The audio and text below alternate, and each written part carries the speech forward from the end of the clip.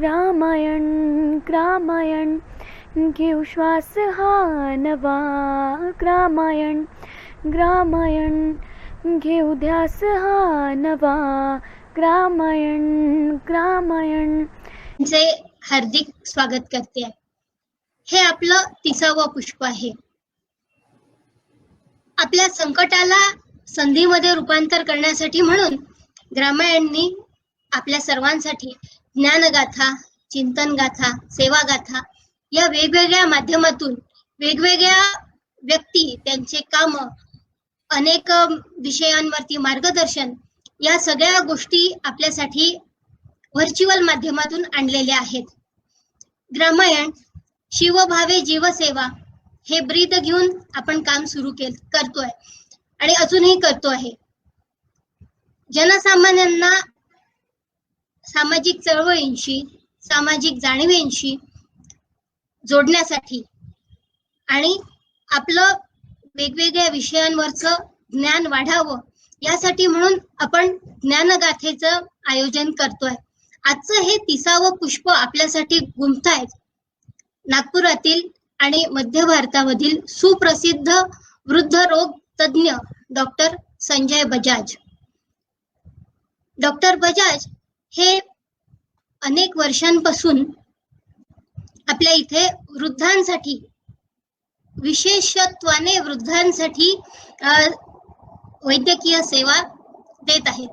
मूळचे पुसदचे असलेले डॉक्टर हे MD, PGDM, FGSM, CCIG, B journalism, DBM, DIRPM, DDPS अशा अनेक विद्याविभूषित आहेत.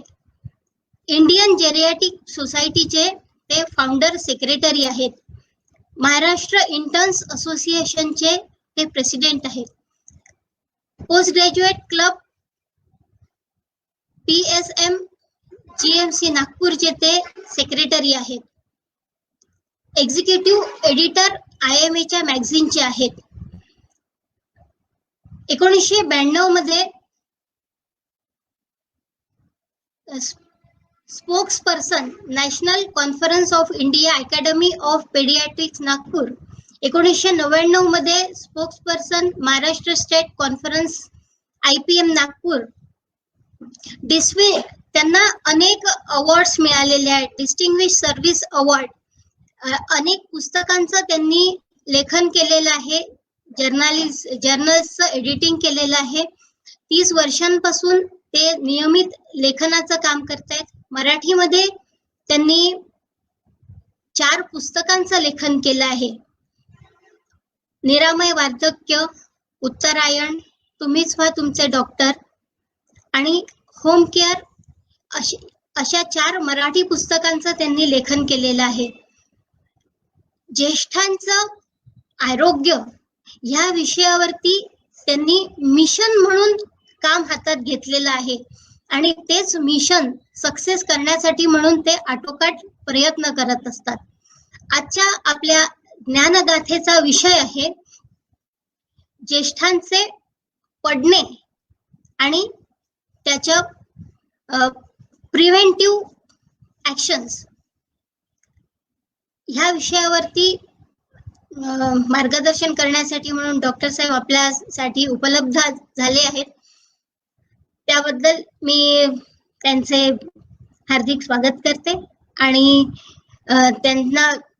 त्यांचे आभार सुद्धा मानते की त्यांनी त्यांचा वेळ आपल्यासाठी, आपल्याशी शेअर करण्यासाठी म्हणून दिलेला आहे. आता पुढचे सूत्र मी डॉक्टर संजय बजाज यांच्याकडे सुपूर्द करते.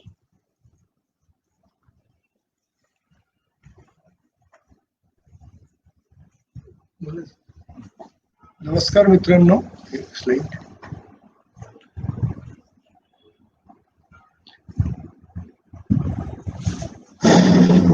आज आपण ज्येष्ठांचे विविध जे आजार असतात त्याबद्दल थोडी माहिती घेऊ आणि ज्येष्ठांचा सगळ्यात महत्वाचा जो आजार आहे तो म्हणजे पडणे, त्याबद्दल एक थोडक्यात माहिती घेऊया. ॲडव्होकेट जयश्री अलकरी मॅडमनी मला ह्या भाषणाकरता बोलावले त्याबद्दल मी त्यांचा आभारी आहे. आणि हे 30वं पुष्प आहे भाषणाचं. आणि याच्या शेवटी जर कोणाला काही प्रश्न असतील तर आपण त्यावर बोलू शकतो. मला हे सांगणं क्रमप्राप्त आहे की मी जसे छोट्या मुलांचे डॉक्टर असतात तसं मी ज्येष्ठ नागरिकांचा डॉक्टर आहे. छोट्या मुलांच्या वैद्यकीय शास्त्राला पेडियाट्रिक्स म्हणतात आणि ज्येष्ठ नागरिकांच्या वैद्यकीय शास्त्राला जेरियाट्रिक्स म्हणतात. तर छोट्या मुलांचे डॉक्टर म्हणजे पेडियाट्रिशियन आणि सिनियर सिटीजनचे डॉक्टर म्हणजे जेरियाट्रिशियन.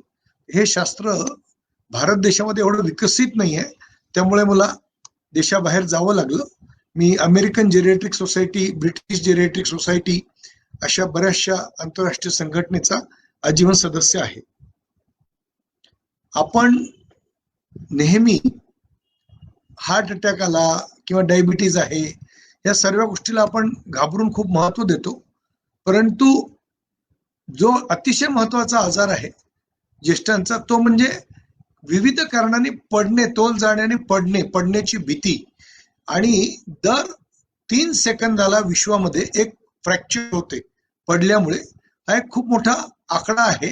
तर त्याबद्दल आपण येणाऱ्या 20-25 मिनिटांमध्ये आपण त्याची माहिती घेऊया. या स्लाइडमध्ये मी हे सांगितले आहे की जेटली जे आता दुर्दैवाने नाही आहे आपल्यामध्ये, पण अतिशय सुप्रसिद्ध पॉलिटिशियन आणि आपले आदरणीय प्रधानमंत्री यांचे राईट हँड होते ते जेटली, हे विमानात चढताना पडले होते. आणि दॅट वॉज म्हणजे इंटरनॅशनल न्यूज होती ती. हे पडणे म्हणजे याचं काही कोणी पडू शकते, ज्याचं वय 60च्या वर आहे. तर पडणे हा जो आजार आहे हा काही असं भेद करत नाही की गरिबांनीच पडावं, श्रीमंतांनी पडू नये, असं काही नाही. आणि मोठ्या माणसांनी पडावं, छोट्यानी पडू नये, कोणालाही पाडतो तो. म्हणून त्या आजारावर आपलं नजर ठेवणं आवश्यक आहे. हे जेटली पडले होते. हे अमेरिकेचे राष्ट्राध्यक्ष डोनाल्ड ट्रम्प यांना पडण्याची खूप भीती वाटते. ते आपल्याकडे जेव्हा राष्ट्रपती भवनला आले होते भारत देशामध्ये, तर यांची पत्नी जी आहे मलिना ट्रम्प ही याचा हात धरून हे पायरी चढत आहे, कारण यांना पडण्याची भयंकर भीती राहायची. तर पडणे जो आजार आहे याच विषयाला धरून माझं नवीन एक पुस्तक येते आहे, डॉक्टर मुझे गिरने से या हिप अटॅक से बचाइए. हे पुस्तक आता प्रिंटिंग मध्ये आहे, लवकरच आपल्याला वाचायला मिळेल. माझे असंच एक मराठीत पुस्तक 5 वर्षापूर्वी आलं होतं, डॉक्टर मला वाचवा पडण्यापासून. आणि आपल्याकडे म्हणजे आपण असं समजून चला की 90% डॉक्टर्सला जेरियाट्रिक्स बद्दल अशी एवढी कल्पना नाहीये. आणि पडणे हे त्याला जसं वयोमानाने केस पांढरे होतात किंवा वयोमानाने जसं आपले गुडघे दुखायला लागतात त्याप्रमाणेच ते पडणे समजतात, पण it is not at all like that. हा एक इंडिपेंडंट जसा डायबिटीज एक आजार आहे, जसं हार्ट अटॅक आजार आहे, तर पडणं हा सुद्धा एक आजार आहे. आणि पडण्यापासून आपण स्वतःला वाचवू शकतो, हा आजच्या भाषणाचा विषय आहे.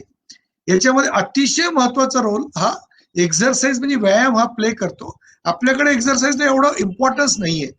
मी जेवढे पेशंट माझ्याकडे येतात त्यांना म्हटलं की ते सगळं माझं ऐकत, एक्झरसाइज बद्दल माझं तर ऐकत नाही. ते म्हणते साहेब आम्ही एक्झरसाइज करतो. अरे पण एक्झरसाइज म्हणजे करता काय तुम्ही, ते हे शास्त्र आहे, याच्यावर पुढे आपण बोलू. मी आता तुम्हाला याची व्याख्या सांगतो. पडणे म्हणजे काय? सडन विदाउट नॉलेज आपण जमिनीवर कोसळतो, कोणीही आपल्याला धक्का दिला नाही, कुठल्याही इलेक्ट्रिकचा करंट लागला नाहीये, ऑटोमॅटिकच काहीतरी बॉडीमध्ये होते आणि आपण जमिनीवर पडतो, त्याला आपण फॉल म्हणतो. फॉल म्हणजे पडणे. याच्यापेक्षा भयावह असते पडण्याची भीती. जर आपल्याला कॅन्सर आहे तर चालेल, परंतु मला कॅन्सर आहे ही भीती जास्त खतरनाक आहे. आपण कोणाला म्हटलं हार्ट अटॅक आला तर ते चालते आपल्याला, कारण आपण त्याला ऍडमिट करू शकतो, पण त्याला नेहमी ही भीती असेल की मला केव्हाही हार्ट अटॅक येऊ शकतो, ती भीती फार खतरनाक आहे. तर पडण्याची भीती ही एवढी खतरनाक असते की तो ज्येष्ठ नागरिक घरापासून निघणं टाळतो, बेडवरून उठणं टाळतो आणि प्रत्येक वेळेस त्याला कोणाची तरी मदत लागते. त्यामुळे पडणे, वारंवार पडणे आणि पडण्याची भीती हा आपला आजचा भाषणाचा विषय राहील. आता मी त्याच्यावर पडण्यावर काय वेगवेगळे कारण आहेत. 2 प्रकारचे कारण आहे, एक तर इंट्रिन्सिक फॅक्टर आणि एक आहे एक्सट्रिन्सिक फॅक्टर. याच्यामध्ये बरेचसे फॅक्टर असे असतात की काही आपण बदलू नाही शकत. समजा कोणी 70 वर्षाचे गृहस्थ आहे आणि ते म्हणतील की मला आता 17 वर्षाचं व्हायचं आहे, तर सध्या सायन्स काय एवढं प्रगत झालं नाहीये की 70 वर्षाच्या माणसाला 17 वर्षाचं करू शकतो. त्यामुळे इट इज नॉट पॉसिबल. त्यामुळे वय हे चेंज नाही होऊ शकत, किंवा तुम्हाला जर बेसिकली कुठली डिसेबिलिटी असेल तर तो काही चेंज नाही होऊ शकत. तर एक असते इंट्रिन्सिक फॅक्टर, किंवा तुम्हाला समजा अॅक्यूट हार्ट अटॅक आलेला आहे त्यामुळे पुन्हा तुम्हाला ते वीकनेस एवढी असते की तुम्ही उठून चालू नाही शकत, तो एक प्रॉब्लेम आहे. आणखी एक महत्वाचा प्रॉब्लेम आहे डॉक्टरांच्या, मी चूक नाही म्हणणार, पण इन कोऑर्डिनेशनमुळे. कारण पोटाचा डॉक्टर एक औषध देतो, कानाचा एक देतो, डोळ्याचा एक देतो, आणि या डॉक्टरांचा आपसात काही संबंध नसतो. त्यामुळे एकच पेशंट तो एव्हरी डे तो 20 ते 25 गोळ्या खातो, आणि या गोळ्यांची आपसात मारामारी होऊन तो पेशंट पडतो. म्हणजे हा जो विषय मेडिसिनचा, त्याला इंग्लिशमध्ये आपण पॉलीफार्मसी म्हणतो. पॉलीफार्मसी म्हणजे सकाळपासून रात्रीपर्यंत त्याचं गोळ्या खाणं सुरू असते, आणि या गोळ्या खाण्याच्या चक्करमध्ये त्याचे बाकीचे फॅक्टर आहे ते कमी होतात, आणि त्यामुळे दुर्दैवाने त्या ज्येष्ठ नागरिकाचा कधी बाथरूम मध्ये तोल जाऊन किंवा कधी घरामध्ये त्यांचा फॉल होतो, ते औषधांमुळे होते. आणि शेवटचं आणि अतिशय महत्वाचं जे आपण मॉडिफाय करू शकतो त्याला आपण म्हणतो की एन्व्हायरमेंटल फॅक्टर.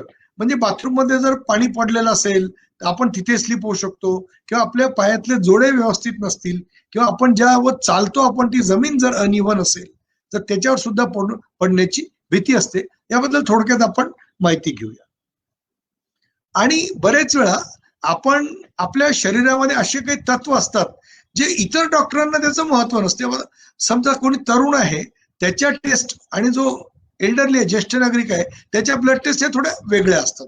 वयोमानाने ब्लड टेस्ट बदलत जातात. छोटा मुलगा असेल एकदमच 5 वर्षाखाली, त्याच्या टेस्ट वेगळ्या असतात.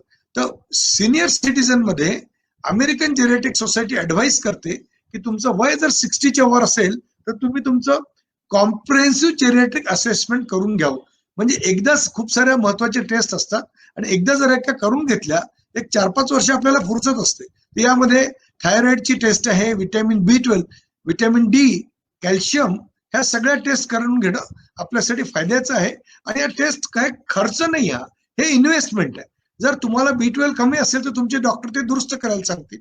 तुमच्या शरीरामध्ये व्हिटॅमिन D कमी असेल तर तुमचे डॉक्टर ते तुम्हाला व्हिटॅमिन D बद्दल माहिती देतील. त्याच्यानंतर तुम्ही जर रेग्युलर मध्ये तुमच्या शरीराचा जर अभ्यास केला तर तुमच्या लक्षात येईल की एका पर्टिक्युलर वयानंतर तुमचं चालणं थोडं स्लो होऊन जाते. कारण एक महत्वाचा आजार आहे ज्येष्ठ नागरिकांमध्ये, तो आहे सार्कोपेनिया. म्हणजे जसं हार्ट फेल्युअर आहे, जसं किडनी फेल्युअर आहे, तसंच मसल सुद्धा फेल होते. आपल्या मांसपेशी ह्या फेल होतात, आणि त्यामुळे आपण खूप वेळ चालू नाही शकत. आपला बॅलन्स जातो, तोल जातो. आणि याकरता जर आपण व्यवस्थित जोडे जर आपण घालू शकलो, चालण्याच करता वेगळे जोडे येतात, तर आपण स्पोर्ट्स शूज जर आपण घालू शकलो तर त्याचा आपल्याला खूप आधार मिळतो आणि पायाला एक पकड मिळते. त्याच्यानंतर तुम्हाला हेही कळलं पाहिजे की तुमच्या डोळ्याचं काय सुरू आहे. कारण जसं जसं आपलं वय वाढते, आपला डोळ्यातला पाण्याचा जो प्रेशर, इंट्राऑक्युलर प्रेशर जो आहे, त्यामुळे ग्लॉकोमा होऊ शकतो, किंवा आपल्याला काचबिंदू होऊ शकतो, मोती, हे खूप सारे प्रकार असतात. आणि हे जर आणखी एक महत्वाचं, थोडं आपल्याला जे आपली शक्ती आहे, स्मरण शक्ती म्हणा किंवा इतर गोष्टी ज्या आहे त्या सुद्धा थोड्या कमजोर होत जातात. ह्या गोष्टी जर आपण असेसमेंट जर करायला लागलो तर त्याचा आपल्याला लॉंग टर्म मध्ये फायदा होतो. आता आपण वळूया, कारण मला माझ्या भाषणापेक्षा प्रश्नांमध्ये जास्त रुची राहील, कारण विषय असा टच केलेला नाहीये. मोठ्या मोठ्या डॉक्टरांना विषय माहित नाही. मला इथे मी सांगू इच्छितो, 5 वर्षापूर्वी माझ्या वडिलांचा देहांत झाला. He died at the age of 85, आणि ते अतिशय उंच होते, 6 फूट उंच होते, आणि ही वॉज व्हेरी स्ट्रॉंग. पण दुर्दैवाने ते पुन्हा पुन्हा पडायचे, आणि मी केअर टेकिंग करता 2 माणसं लावली तर त्यांच्या अंगावर ते पडायचे. मी खूप डॉक्टरांकडे त्यांना घेऊन गेलो, पण ते म्हणाले की काही नाही, याचा इलाज नाही. म्हणजे आपलं Indian doctor, I am sorry, मी पण एक इंडियन डॉक्टर आहे, पण तुम्हाला सांगणं आवश्यक आहे. मी बऱ्याच डॉक्टरांना घेऊन भेटलो, नाही म्हणे हे पडणारच म्हणे. ते म्हणणं हे विचित्र आहे. आणि शेवटी अनफॉर्च्युनेटली त्यांचा 5 वर्षापूर्वी त्यांचा देहांत झाला. पण त्याच्यानंतर मी या आजाराच्या मागे लागलो, आणि माझ्या लक्षात आलं की आता खूप मोठा आजार आहे, आणि WHO ने याला आजाराला अतिशय महत्वाचं नाव दिलंय. हे जर आपण कमी करू शकलो, ह्या आजच्या भाषणाचं आपलं एक प्रयास आहे की आपल्याला जर हे कळलं की आपण केव्हा पडू शकतो आणि त्याला कसं वाचवू शकतो, हे आपण सगळं पॉसिबल आहे. याच्यावर आपण आता पुढच्या स्लाइड्स मध्ये पाहू. एक तर सगळ्यात महत्वाचं आहे की आपण एन्व्हायरमेंटल मॉडिफिकेशन करू शकतो.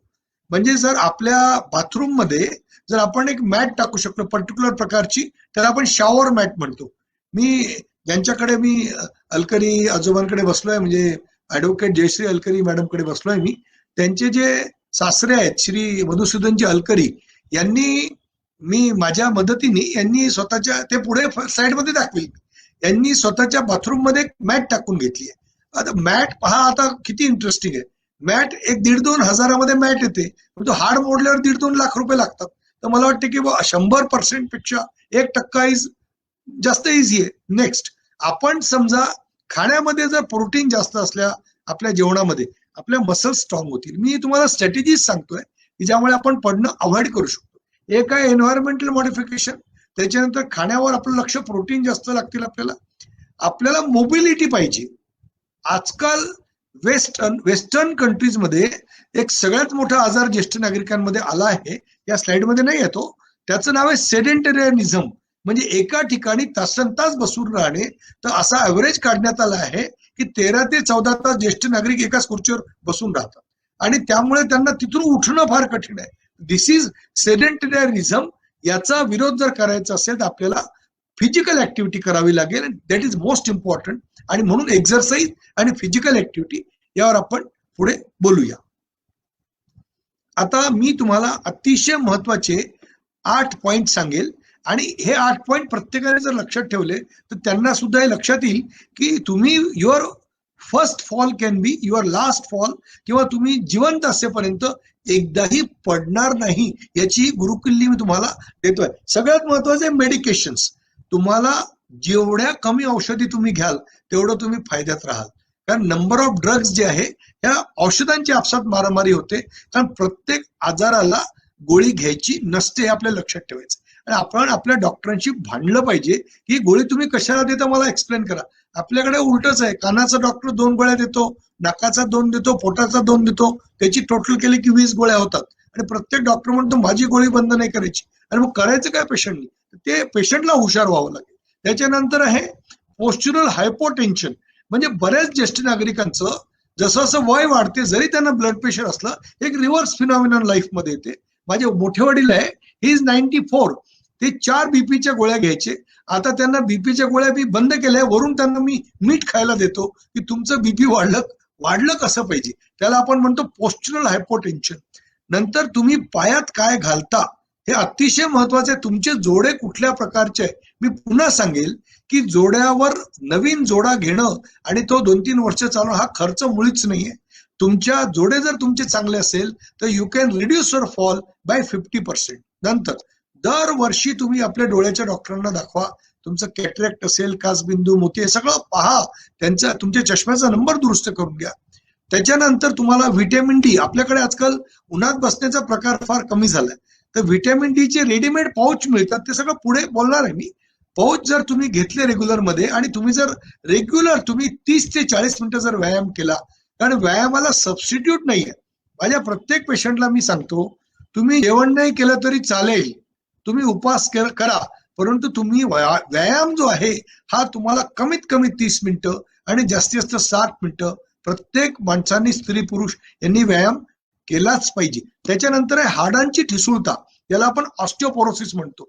तुम्हाला विश्वास नाही बसणार, 50 वर्षाच्या वर असलेली प्रत्येक स्त्री all over world, not Indian, any female anywhere in the world, 50च्या वर ज्या स्त्रिया आहे 3 पैकी एकाचं फ्रॅक्चर होते. आणि 50च्या वर जेवढे पुरुष आहे त्या 5 पैकी एकाचं फ्रॅक्चर होते. पण एकही डॉक्टर, एकही संस्था आपल्या भारत देशामध्ये ऑस्टिओपोरोसिस आणि फ्रॅक्चरवर बोलायला तयार नाही आहे. ऑर्थोपेडिक सर्जन पडून फ्रॅक्चर होण्याची वाट पाहून राहिले, विच इज व्हेरी डेंजरस. आपण फ्रॅक्चर थांबवलं पाहिजे, फ्रॅक्चरची वाट नाही पाहिजे. त्याच्यानंतर आहे होम सेफ्टी. आपल्या घरी जर आपण जिथे कुठे रस्त्यामध्ये कुठे सतरंजी आहे, कुठे काही आपण पाहू शकतो की ह्या वस्तू जर मी उचलल्या, आणि जुनी एक कन्सेप्ट आहे आपल्याकडे, आपण बाथरूम मध्ये 0चा बल्ब लावतो आणि बेडरूम मध्ये 100चा बल्ब लावतो. आपण उलट करावं ते. आपण बाथरूम मध्ये 100चा बल्ब लावावा आणि बेडरूम मध्ये आपला कमी बल्ब लावावा, म्हणजे तुमचं जे बाथरूम मध्ये जाऊन तिथे पडण्याचे प्रकार आहे ते लख्ख प्रकाशामुळे तुमचं पडण्याचे प्रकार कमी होतील. तर आपण हे आता पुढची स्लाइड पाहू. आता याच्यावर मी नंतर एक ऍडवाइस करील की तुमची हाडं किती ठिसूळ आहे हे पाहण्याकरता डेक्झा स्कॅन म्हणून एक स्कॅन होतो. त्यामुळे पुढच्या 10 वर्षात तुम्ही कसे पडाल आणि कुठलं हाड तुमचं मोडेल हा एका स्कॅननी माहीत पडते. सगळ्या ठिकाणी पूर्ण आपल्या भारत देशामध्ये प्रत्येक सिवरला MRI स्कॅन आहे, CT स्कॅन आहे, परंतु ज्यामुळे आपलं आयुष्य जाऊ शकते, फ्रॅक्चर होऊ शकते, असं पूर्ण जिल्ह्यात सुद्धा एक डेक्झा स्कॅन नसते. ही मोठी शोकांतिका आहे. त्यामुळे ज्यांचं वय 50च्या वर आहे अशा स्त्री पुरुषांनी दर 2 वर्षाला आपला डेक्झा स्कॅन करून घ्याबद्दल विचार जरूर करावा. ही डेक्झा स्कॅनची मशीन आहे, नागपूरला 3-4 ठिकाणी होते, त्यांचा उल्लेख करण्याची गरज वाटत नाही मला. नंतर आपण आलो, हे अतिशय महत्वाचं पुस्तक आहे, national council on ageing, exercise आणि फिजिकल ऍक्टिव्हिटी. फिजिकल ऍक्टिव्हिटी इतकी महत्वाची आहे की मला त्यात शब्द नाही सांगायला तुम्हाला. हा एक व्यायामाचा प्रकार आहे, हिल टू टो वॉक. ही एक ओल्ड लेडी आहे, American, she is old lady, आणि ही रोज 1.5 तास व्यायाम करते. ह्या पुस्तकामध्ये हिचा इंटरव्ह्यू आहे. हे पुस्तक सगळे ऑनलाईन उपलब्ध आहेत. नंतर आपण पायावर येऊ. आपला पाय म्हणजे जसं आपला ब्रेन आहे तसं आपले पाय, हे इट्स लाईक अ कम्प्युटर.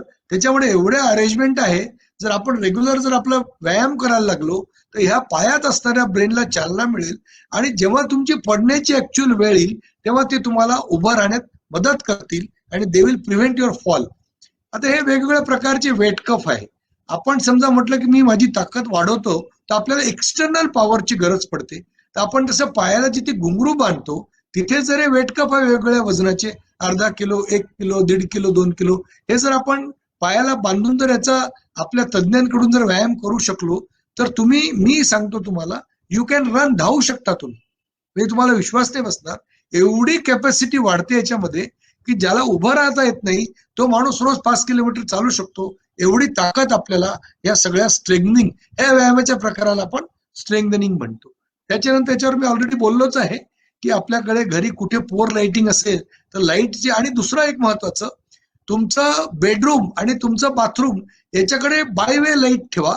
म्हणजे तुम्ही पलंगावरूनच बटन जर दाबलं तर तुमचा बाथरूमचा लाईट लागला पाहिजे. आजकाल असे बटन येतात की जे एकच लाईट 2 बटनांनी सुरू होतात, त्यामुळे तुम्हाला अंधारात साचपडत अर्ध्या रात्री चालायची गरज नाही पडणार. आणि जर तुमच्या रस्त्यामध्ये कुठे फर्निचर वगैरे असेल तर थोडं त्याचंही आपण जर नियोजन केलं तर आपण घरी, आणि 90% फॉल हे घरी होतात, आणि ते सगळे आपण इझिली अवॉइड करू शकतो. याच्यावर खूप वेळ देणार नाही मी. 4 प्रकारचे व्यायाम असतात. एन्ड्युरन्स आहे, जर तुम्ही झोक्यावर तुमच्या नातवंडांना जर आपण झोका देतो म्हटलं तर that exercise will called as endurance. त्याच्यानंतर आहे फ्लेक्झिबिलिटी. समजा तुम्हाला कारमध्ये रिव्हर्स घ्यायचं असेल तर मागे वळून जर गाडी तुम्हाला रिव्हर्स घ्यायचं असेल तर दॅट इज फ्लेक्झिबिलिटी. किंवा तुम्हाला समोर वाकून जर बेड करायचं असेल तर मला हे म्हणायचं की तुम्ही घरी कोणाला हे नका सांगू की मला हे वस्तू द्या, मला पिण्याला पाणी द्या, माझा बेड तयार करून द्या, बेडशीट बदला. हे सगळं तुम्ही स्वतः करा. जेवढे काम तुम्ही स्वतः कराल तेवढे तुम्ही फिट राहाल. आणि समोर वाकून तुम्ही तुमची शूजची लेस तुम्हाला बांधता आली पाहिजे. त्यामुळे नेहमी असा जोडा निवडा की तो रेडीमेड जोडा नाही पाहिजे की त्यात लेस नाहीये. त्याला जर फीत असेल बांधण्याची तर तुम्हाला फ्लेक्झिबिलिटी राहील. त्याच्यानंतर तुम्हाला सामान उचलता आलं पाहिजे. समजा तुम्ही म्हणजे गाडीतून जर तुम्ही 2 पिशव्या भरलेल्या सामानाच्या आपल्या घरी आणू शकले, किंवा तुमच्या नातवंडांना कडेवर घेऊन थोडा दूर जाऊ शकले, याचा अर्थ तुमच्यामध्ये थोडीशी स्ट्रेंथ आहे असा त्याचा अर्थ होतो. आणि सगळ्यात शेवटी बॅलन्सिंग. आपण हे बरेच वेळा आपल्या प्रत्येकावर ही वेळ येते की आपण कुठे रिसेप्शनला समजा गेलो आणि आपण जर जेवणाचं आपली जी रांग असते त्याच्यामध्ये एखाद्या वेळेस कोणीतरी मध्येच घुसतो आणि तुम्हाला 1-2 पावलं मागे यावं लागते. परंतु ज्याला बॅलन्सिंग जमत नाही तो मागे आला की खाली पडतो. And that is a dangerous thing. त्यामुळे हे बॅलन्सिंग म्हणजे तुम्हाला हे कळलं पाहिजे की 2 पावलं मागे तर मागे चालण्याचा एक व्यायाम आहे. पण हे सगळे व्यायाम तुम्ही तज्ज्ञाकडून शिकले पाहिजे. घरी कुठलाही व्यायाम आपल्या मनाने करण्याचा प्रयत्न करू नका. त्याच्यानंतर हा एक चांगला फोटो आहे. याप्रमाणे तुम्ही म्हणजे कुठे रिसेप्शन असेल तर माझी विनंती आहे, जेवढे हॉल असतील, कारण आजकाल ज्येष्ठ नागरिक म्हणजे आजकाल 60, 70, 80 हे नॉर्मल वय आहे. त्यामुळे असं काही नाही की ते त्यांनी बाहेर फिरलं पाहिजे सगळ्या लोकांनी. तर तिथे त्यांना चढायचा खूप प्रॉब्लेम येतो.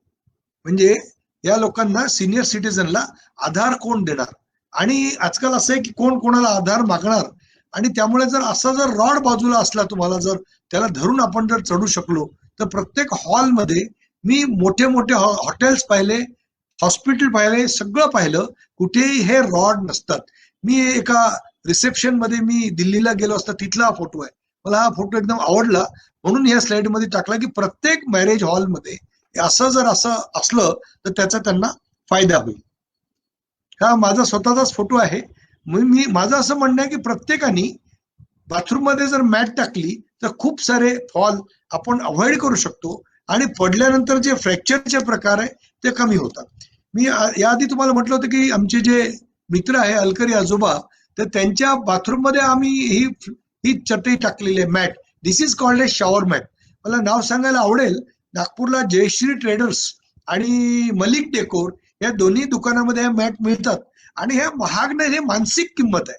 आपल्याला त्या महागड्या वाटतात कारण आपल्याला स्वतःवर खर्च करण्याची सवय नसते. आपल्याला हॉस्पिटलमध्ये बिलं भरण्यात आनंद येतो. जर तुम्हाला 1.5-2 लाख रुपये वाचवायचे असतील तर 1.5-2 हजाराच्या मॅट प्रत्येकाने आपल्या बाथरूम मध्ये जरूर टाकाव्या. यानंतर पुन्हा मी सांगेल की हे अलकरी साहेब जे मधुसूदनजी अलकरी आणि आमच्या काकू जे आहेत शोभाजी अलकरी, हे आमचे वर्ल्ड ऑस्टिओपोरोसिस डे आम्ही यांना ब्रँड कपल म्हणून डिक्लेअर केलंय. तर त्यांची एक स्लाइड आहे. हे अतिशय जागरूक असल्यामुळे हे आज आम्ही यांच्या मदतीने हा वर्ल्ड ऑस्टिओपोरोसिस डे मागच्या 20 ऑक्टोबरला आम्ही सेलिब्रेट केला होता. यांच्या ज्या मिसेस आहेत शोभाजी अलकरी, यांनी ह्या पायामध्ये ते शूज घालून आहे. मला अशा कंपनीची काही कोणाशी हे नाही आहे, परंतु I will promote the Bata shoes, कारण बाटा हे brand all over world it is available, आणि सोबत ते तुम्हाला शू हॉर्न देतात. म्हणजे जोडे घालणं ही खूप मोठी कसरत आहे. बरेच वेळा ज्येष्ठ नागरिक जोडे यासाठी नाही घालत की ते घालायचं कशाने. चमचा जर टाकला तर तो मोडतो, बोट टाकला तर त्याला फ्रॅक्चर होण्याची भीती आहे. त्यामुळे शू हॉर्न सोबत आपण जर जोडा घातला तर that will be more beneficial. हे माझा इंटरव्ह्यू आला होता टाइम्स ऑफ इंडियामध्ये. नागपुरात माझे असे खूप पेशंट आहे जे एकही औषध घेत नाहीत. असे काही मी त्यांना अरेंज करून दिलंय की एक्झरसाइज, वॅक्सिन सगळं करून, त्यामुळे आता ते काहीच गोळ्या वगैरे घेत नाहीये. त्यामुळे त्यांचं पडण्याचं प्रमाण सुद्धा फार कमी आहे. तुम्हाला हे समजून घ्यावं लागेल की आपण डॉक्टरांकडे प्रिस्क्रिप्शन घ्यायला जातो. आता विश्वामध्ये जी फॅशन आहे ती डी प्रिस्क्रिप्शनची आहे. जर डी एडिक्शन आहे, ही डी एडिक्शन, तर डी प्रिस्क्रिप्शन, मिनिमम गोळ्या. हे 5 सूत्रीय याच्यात मोबिलिटी एक आहेच. हे आम्ही आमच्याकडे काही कार्यक्रम होतात त्यात आम्ही लोकांना ही जर्सी वाटतो की तुम्ही जर हा व्यायाम केला तर तुम्ही पडण्यावर. हे अतिशय सिनियर लेडी आहेत सुधा तिवारी म्हणून, माझा छोटा मुलगा त्याच्या आजी आहेत, त्यांना माझ्या स्टाफने घरी जाऊन हे सगळं शिकवलं. नाऊ शी इज 85 आणि ती 3 मजले वर खाली सपाट्याने उतरते, तिला उठता येत नव्हतं, आणि शी इज एक्स्ट्रीमली फिट. तर आमच्या स्टाफने घरी जाऊन त्यांना हे सर्टिफिकेट अवॉर्ड केलं आहे. आणि इथे माझं प्रेझेंटेशन संपलं आहे. मी तुम्हाला हे सांगू शकतो की WHO पडण्याला जो आजार आहे त्याला कोड दिलेला आहे. आंतरराष्ट्रीय पातळीवर सगळ्या आजारांना कोड असतात. हार्ट अटॅकला कोड आहे, डायबिटीजला कोड आहे. तर कोड म्हणजे international code of the diseases. तर हे 2020 हा 29.6 नंबरचा हा अतिशय मोठा आजार आहे. नमस्कार. कोणाला प्रश्न असतील ते मला विचारू शकतो. Hello sir. ठीक आहे. They should have questions.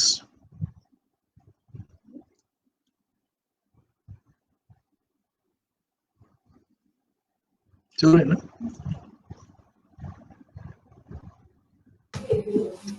Questions नाही आहे तर आपण we will wait for some time.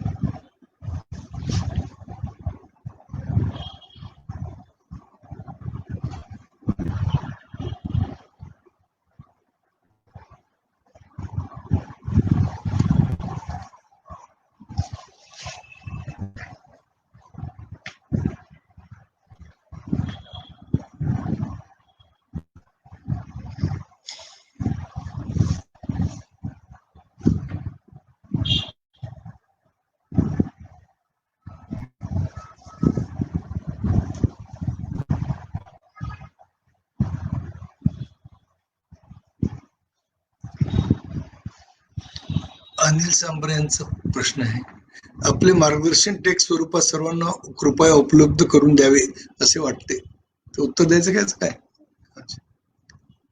बोलून म्हणजे श्री अनिल सांबरेजी यांचं एक सूचना आली आहे की आपले मार्गदर्शन टेक्स्ट स्वरूपात सर्वांना उपलब्ध करून द्यावे असे वाटते. तर जर मला त्यांचे ईमेल आयडी मिळाले तर आय विल सेंड, सगळ्यांना मी प्रेझेंटेशन पाठवू शकतो, काही प्रॉब्लेम नाही. तो एक प्रबोधनाचाच भाग राहील.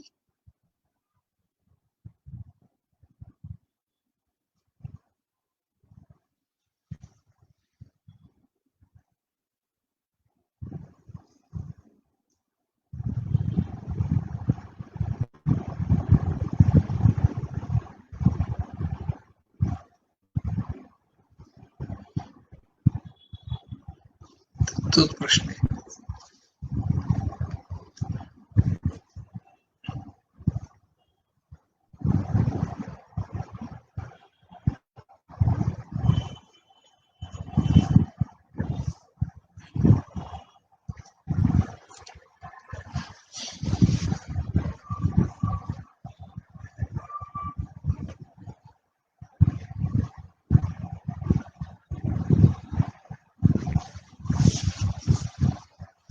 दुसरा एक प्रश्न आला आहे की knee replacement how much it is successful.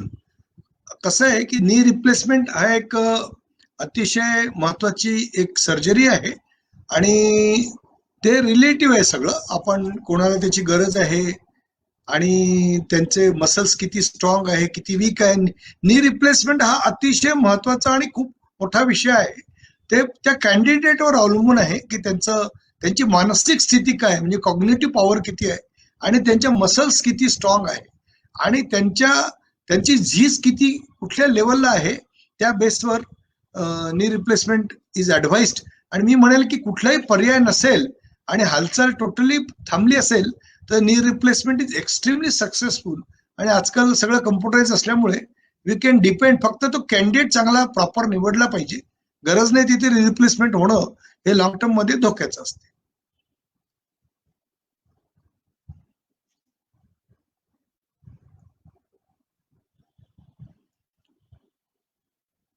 मंजुषा रागीट मॅडमचा एक प्रश्न आहे की वृद्धांसाठी काही खास व्यायाम आपण सुचवता का? कसं आहे की वृद्ध आणि व्यायाम हा आपण नाण्याच्या दोन बाजू असं समजू.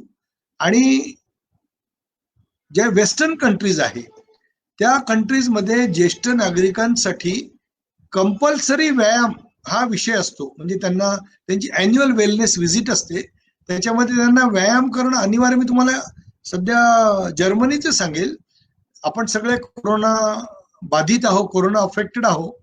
जर्मनी एकच राष्ट्र आहे ज्यांनी लॉकडाऊन मध्ये ज्याला एक्झरसाइज साठी बाहेर जायचं आहे त्याला सुट्टी दिली होती त्यांनी. की जो म्हणेल की मग एक्झरसाइज के लिए बाहेर जा रहा हूं त्याला सुट्टी, जसं डॉक्टरांना सुट्टी होती. सुट्टी म्हणजे परमिशन. ते एवढं एक्झरसाइज महत्वाचं आहे. आणि त्यांना आता व्यायाम अशी आहे की मी इथे सांगणं कठीण जाईल मला, पण मी एक असं म्हणेल की प्रत्येक स्त्रीनी, कारण व्हर्टिब्रल फ्रॅक्चर हा स्त्रियांचा अतिशय शत्रू आहे, खूप मोठा शत्रू आहे.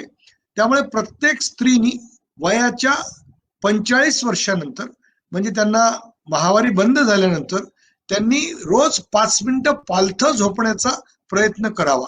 कारण मी ज्येष्ठ नागरिकांचा डॉक्टर ह्या नात्याने 80% स्त्रियांना वयाच्या 70 वर्षानंतर पालथं झोपता येत नाही बिकॉज ऑफ हर व्हर्टिब्रल प्रॉब्लेम्स. तर बाकी कुठलाही व्यायाम जर नाही समजला आपल्याला तर रोज सकाळी उठल्यावर खाली पोट 5 मिनिटं पालथं पोटाच्या भारावर झोपणे हा एक मोठा व्यायाम असू शकतो.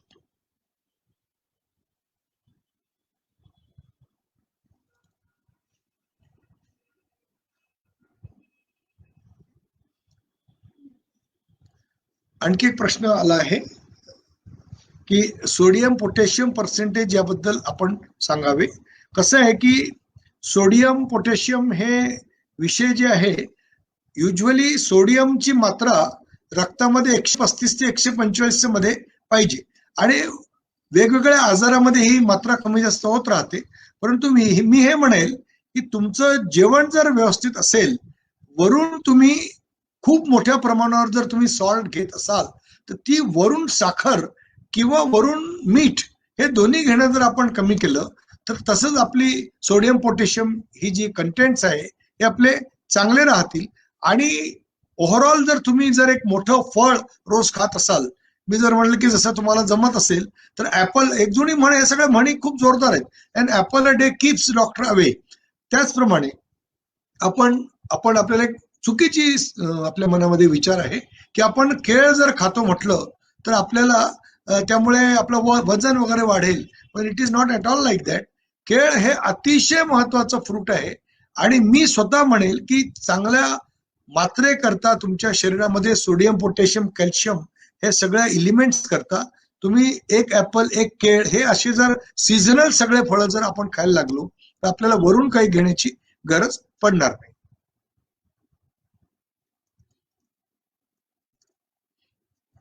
यावर मी आणखी स्वतःहून I would like to add on calcium. Calcium आपल्याला, आपल्या सगळ्यांना 1000 मिलीग्रॅम कॅल्शियम हे अतिशय आवश्यक आहे. म्हणजे 500 मिलीग्रॅमच्या 2 गोळ्या आपण जर घेऊ शकलो, पण एवढं कोणी खात नाहीये, तर ऍटलीस्ट एक जरी टॅबलेट आपण घेऊ शकलो. इंटरनॅशनल ऑस्टिओपोरोसिस फाउंडेशन हे रेग्युलरली असं म्हणते की तुम्ही कॅल्शियम मध्ये कमी असल्यामुळे तुमची हाडं वीक होतात आणि मसल्स आणि बोन तुमचे वीक झाल्यामुळे you are bound to fall, आणि फॉल झाल्यामुळे फ्रॅक्चर होतात. तर जर प्रत्येक जण आपल्यापैकी each and everybody who is above 18 जर रोज एक कॅल्शियमची गोळी, आणि यात पण मी पुढे जाऊन म्हणेल की तुम्ही जर जेनेरिकच्या गोळ्या घ्यायला लागल्या तर ते अतिशय स्वस्त असतात. आणि त्यामुळे तुम्हाला 500 मिलीग्रॅमची रोज एक गोळी प्रत्येकाने, त्याचा कुठलाही आजार असो, किडनी स्टोन जरी असले तरी कॅल्शियम त्यांनी नियमितपणे घ्यावं अशी माझी त्यांना विनंती आहे म्हणा, किंवा सल्ला आहे म्हणा.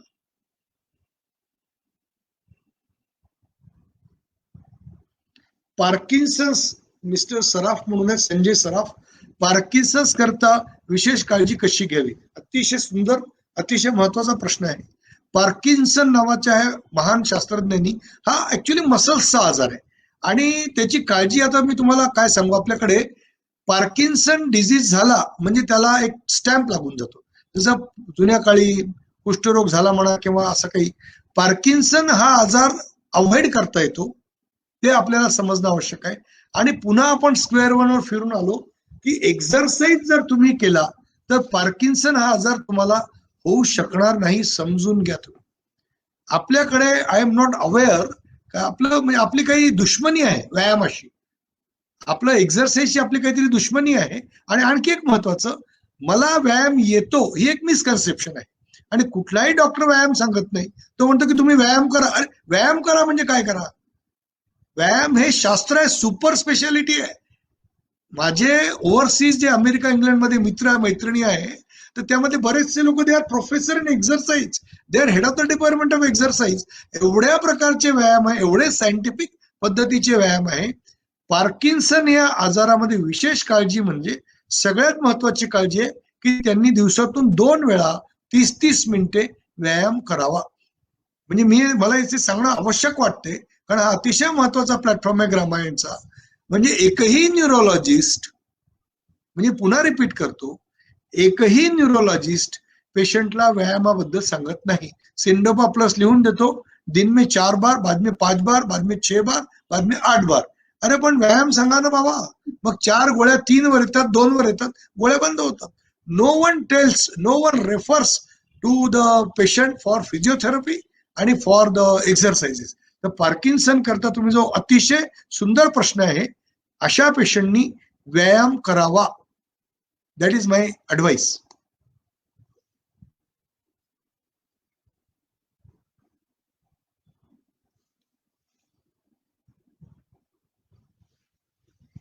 ज्येष्ठांचे हात थरथर कापतात, याची काय काळजी घ्यावी?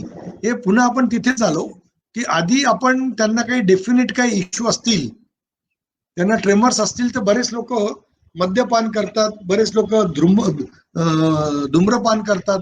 तर निकोटीन ट्रेमर्स हे अतिशय महत्वाचा ट्रेमर आहे. निकोटीन ट्रेमर म्हणजे स्मोकिंग केल्यामुळे त्याचे हातपाय जे थरथरतात, ते जर प्रकार नसेल तर दुसरा मग त्यांनी व्हिटॅमिन B12 पाहावं, नंतर त्यांनी व्हिटॅमिन D पाहावं.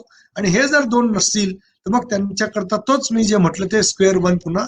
त्यांनी जर हाताचे पायाचे अतिशय उत्कृष्ट प्रकारचे व्यायाम येतात आणि सायंटिफिक पद्धतीने इन्स्ट्रुमेंटल व्यायाम येतात. ते जर केले तर आपण ते हे करू शकतो. नंतर त्याच्यानंतरचा प्रश्न आहे अश्विनी चोरे म्हणून, हाताला मुंग्या येणे यावर काय उपाय आहे? हाताला मुंग्या जे येतात त्याला कारण आहे B12 डिफिशियन्सी. ऐकून घ्या, अतिशय महत्वाचं आहे. आणि डायबिटीज जर तुम्हाला असेल तर डायबिटीज म्हणजे मी नेहमी प्रत्येकाला म्हणतो की आपल्या पूर्ण शरीरामध्ये म्हणजे हमारे पूरे शरीर में खून है, पूरे शरीर में खून है, सिर्फ एक ही जगह है जहाँ खून नहीं है, उसे हम लोग क्या बोलते हैं? उसको हम लोग बोलते हैं नाखून. म्हणजे जहाँ खून नहीं है वो नाखून है. अरे लेकिन नाखून ही मेन है. तुमच्या शरीरामध्ये जिथे जिथे ब्लड जाते तिथे तिथे शुगर जाते आणि शुगर गेल्यामुळे तुमचे जे नर्व्ह एंडिंग आहे त्या डेड होऊन जातात आणि त्यामुळे तिथपर्यंत ब्लड न गेल्यामुळे तो हात सुन्न होतो. म्हणून त्याला आपण आपल्या मराठी भाषेमध्ये माझ्या हाताला मुंग्या येऊन राहिल्या. मुंग्या येणं म्हणजे काय? It is diabetic neuropathy. आणि त्याचा एकच ट्रीटमेंट आहे की तुम्ही तुमच्या वजनावर लक्ष ठेवा, तुम्ही तुमच्या खाण्यापिण्यावर लक्ष ठेवा आणि हे लक्ष ठेवा की आपलं शरीर म्हणजे हे काही केटली नाही आहे. मी चहा एवढे पिता की चहाची केटली आणि पोट एवढं मोठं आहे की ते म्हणजे गोदामासारखं खाणं सुरू आहे. हे दोन गोष्टी जर आम्ही कमी केल्या तर या डायबिटीजवर आपण कंट्रोल करू शकतो. हा अतिशय जीवघेणा आजार आहे.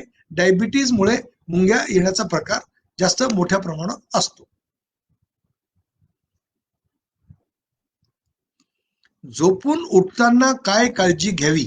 हा अतिशय प्रॅक्टिकल आणि अतिशय चांगला प्रश्न आहे. सगळ्यात आधी ज्येष्ठ नागरिकांसाठी जर त्यांना पॉसिबल असेल, कारण अतिशय इझी आहे ते, त्यांनी सकाळी उठल्यावर मनाचे श्लोक जे आहे त्याचं एक तरी पान त्यांनी वाचावं. एक चांगलं म्हणजे एवढं म्हणजे मी आय शुड नॉट से, परंतु झोपून उठताना जर तुम्ही पॉझिटिव्ह मानसिकतेने तुम्ही जर उठले. मी इथे तुम्हाला एक बिलियनर आहे, he is Indian but lives in UK, Anil Agarwal म्हणून. ते रोज सकाळी 3:15 वाजता उठतात आणि त्यांच्या इंटरव्ह्यूवरनी त्यांना विचारलं की तुम्ही काय करता, तर त्यांनी उत्तर दिलं की सकाळी उठून 15 ते 30 मिनिटं तुम्ही जे काय करता त्याच्यावर तुमचं उरलेलं पूर्ण 24 तास अवलंबून असते. तर मी असं म्हणेल की झोपून उठताना तुम्हाला एकच काळजी घ्यायची आहे की उठल्याबरोबर तुम्ही देवाचं स्मरण करा आणि एक तर वॉक करा किंवा तुम्ही तुमचं मेडिटेशन करा किंवा एक्सरसाइज करा.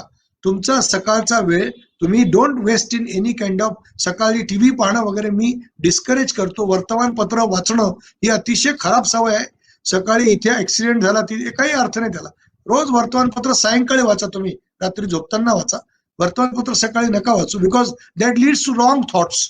त्यामुळे मी असं म्हणेल की झोपून उठताना जर तुम्हाला काय काळजी घ्यायची आहे तर देवाचं स्मरण, मेडिटेशन, फिजिकल एक्सरसाइज आणि तुम्ही चहा, तुम्हाला जे काय ते तुम्ही तुमचं देर इज नो प्रॉब्लेम, तुम्ही ते करू शकता.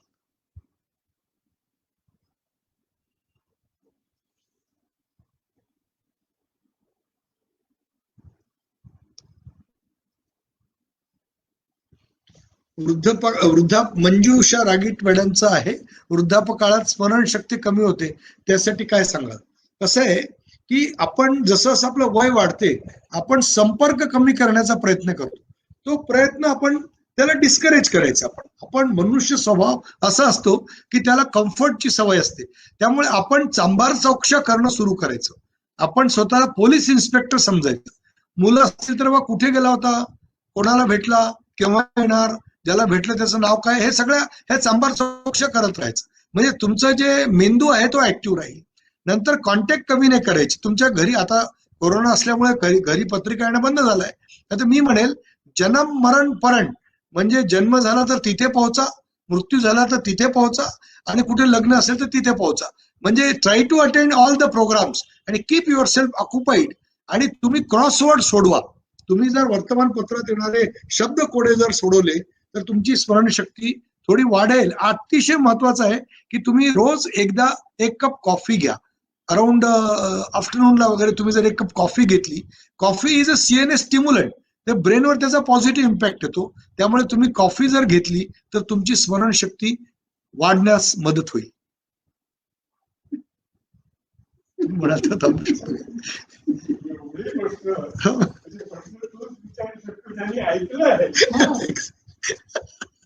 एवढ्या लोकांनी ऐकलं. ऐकलं. हाताला मुंग्या येणे यावर काय उपाय आहे?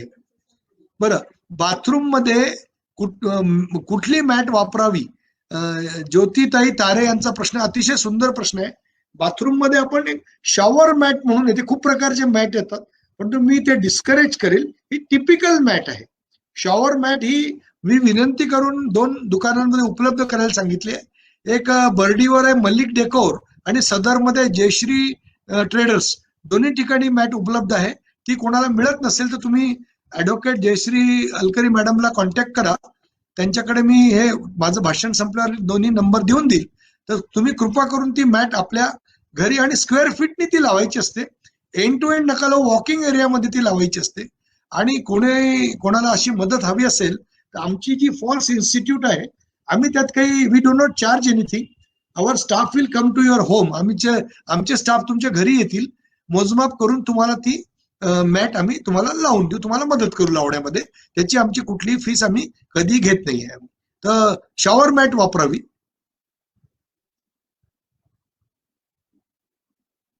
बरेचदा ज्येष्ठांचे हात थरथरतात, यासाठी काय काळजी घ्यावी? यासाठी सगळ्यात महत्वाचं आहे की तुम्हाला एकदा तुमचं मेडिकल डायग्नोसिस करणं आवश्यक आहे. तुमचं व्हिटॅमिन डी, कॅल्शियम, नंतर तुमचं थायरॉइड, हे आणि हे काही खूप कॉस्टली नाही आहे. आपल्याला एकदा याच्या जर टेस्ट करून आपल्याला जी डिफिशियन्सी आहे ती भरून काढावी. आणि मग हाताचे जे व्यायाम असतात ते तुम्ही जर केले तर तुम्हाला त्यात खूप सारी मदत होईल. आणि you can prolong the disease, you can prevent the disease. म्हणजे तुम्ही एवढं प्रोलॉंग करू शकता की जिवंत असेपर्यंत तुम्हाला प्रॉब्लेम येणार नाही. एवढं सायन्स पुढे गेलेलं आहे. तुम्हाला स्वतःसाठी वेळ द्यावा लागेल, तेव्हा त्याचा फायदा होईल. आणखी एक प्रश्न, माझी बहीण संध्या सोनगडे यांना बऱ्याच वर्षापासून ऑस्टिओपोरोसिस आहे. हिवाळ्यात नाही उन्हात काही खाल्ले गरम, त्यासाठी हिवाळ्यात नाही उन्हाळ्यात काही खाल्ले की गरम वाटत? प्रश्न मला कळला नाही, परंतु मी हे म्हणेल की ऑस्टिओपोरोसिस हा सर्वोत्कृष्ट आजार आहे, मी असं म्हणेल. असं मी म्हणायला नाही पाहिजे, पण मी ऑस्टिओपोरोसिसचा स्पेशलिस्ट असल्यामुळे मला जर कोणी म्हटलं की तुम्हाला कुठला आजार आवडेल, म्हणजे हार्ट अटॅक ठीक आहे की डायबिटीस ठीक आहे की ऑस्टिओपोरोसिस, मी म्हणेल की ऑस्टिओपोरोसिस ठीक आहे. कारण बाकी सगळ्या आजारामध्ये रोज गोळी खावी लागते. ऑस्टिओपोरोसिस मध्ये महिन्यातून एक गोळी, वर्षातून एक सलाईन किंवा 6 महिन्यातून एक इंजेक्शन, अशा सगळ्या अरेंजमेंट असल्यामुळे हा एक चांगल्या प्रकारचा एक्झिक्युटिव्ह आजार आहे. याला म्हणजे कम्फर्ट आहे की बाबा डॉक्टर साहेब मला एक सलाईन लावून द्या दरवर्षी एक, म्हणजे मी मोकळा, मग गोळ्या.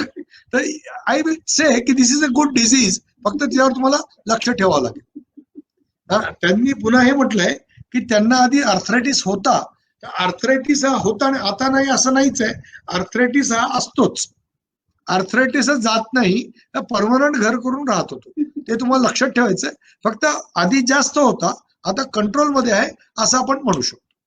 Next question. धन्यवाद, खूप छान सांगितलं.